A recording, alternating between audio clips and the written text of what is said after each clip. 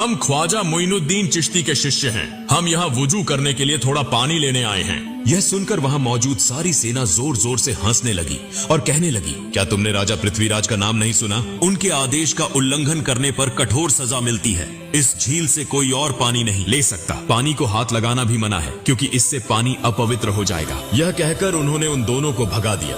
दुखी मन से वे दोनों ख्वाजा मोइनुद्दीन चिश्ती के पास लौट आए। तब ख्वाजा मोइनुद्दीन चिश्ती ने पूछा, तुम्हारे साथ क्या हुआ? क्या तुम्हें पानी नहीं मिला? उन दोनों ने कहा, हुजूर, पानी तो मिला, लेकिन हमें पानी नहीं दिया गया। उन्होंने हमें भगा दिया और कहा कि राजा पृथ्वीराज ने किसी को भी इस पानी को लेने की अनुमति नहीं दी है। उनके आदेश का उल्लंघन करने पर कठोर सजा दी जाएगी। उनकी सारी बातें सुनकर ख्वाजा मोइनुद्दीन चिश्ती ने अल्लाह के दरबार में दुआ की और फिर उनसे कहा, तुम लोग आना सागर के पास जाओ और कहो कि ख्वाजा मोइनुद्दीन चिश्ती ने हमें भेजा है। इसके बाद वे दोनों साथी फिर से वुजू का पानी लाने के लिए निकल पड़े। जब वे आना सागर के पास पहुंचे तो सेना ने उन्हें रोककर पूछा, तुम लोग फिर क्यों आए हो? उन्होंने कहा, हम वुजू का पानी लेने आए हैं। सेना ने कहा, हमने कहा था कि पानी नहीं दिया जाएगा। अगर राजा पृथ्वीराज चौहान को पता चला तो तुम्हारी जान तक जा सकती है। हम किसी भी हालत में पानी नहीं देंगे। तब उन्होंने कहा, हम तुमसे पानी नहीं मांगेंगे, हम आना सागर से पानी लेने आए हैं। यह सुनकर वहाँ मौजूद सारी सेना जोर जोर से हंसने लगी। उस समय उन्होंने अल्लाह के दरबार में दुआ की और अपने हाथ में पकड़ी लोटे को आगे बढ़ाकर कहा, हे आना सागर, हम ख्वाजा मोइनुद्दीन चिश्ती रहमतुल्लाह अलैहि के शिष्य हैं। ख्वाजा मोइनुद्दीन चिश्ती ने हमें यहाँ भेजा है। अल्लाह के हुक्म से इस लोटे में आ जाओ। यह कहते ही एक पल में आना सागर का सारा पानी लोटे में समा गया। इतना अद्भुत और चमत्कारी दृश्य देखकर वहाँ मौजूद सारी सेना हैरान रह गई। तुरंत ही उन्होंने कलमा पढ़ा और इस्लाम स्वीकार कर लिया। लेकिन वहाँ कुछ कट्टर हिंदुत्ववादी भी थे। उन्हें लगा कि यह कोई जादू का प्रभाव है, इसलिए वे यह खबर देने के लिए राजा पृथ्वीराज चौहान के दरबार में भागे। राजा पृथ्वीराज ने जब उन्हें देखा तो पूछा, क्या हुआ? तुम्हारे चेहरे पर इतना डर क्यों है? तब उन्होंने कहा, राजा साहब, बड़ी विपत्ति आ गई है। राजा पृथ्वीराज ने पूछा, क्या हुआ? उन्होंने कहा, राजा साहब, न जाने कहां से एक बड़ा जादूगर यहाँ आया है। देखने में वह फकीर लगता है, लेकिन उसने अपने जादू से पूरे आना सागर का पानी एक लोटे में खींच लिया। यह सुनकर राजा पृथ्वीराज को ऐसा लगा जैसे उनके सिर पर आसमान टूट पड़ा हो। उन्होंने अपने जीवन में कई जादूगर देखे थे, लेकिन ऐसा जादू उन्होंने कभी नहीं सुना था। उन्होंने इसे अपनी आंखों से देखने के लिए तुरंत अपनी सेना के साथ आना सागर की ओर प्रस्थान किया।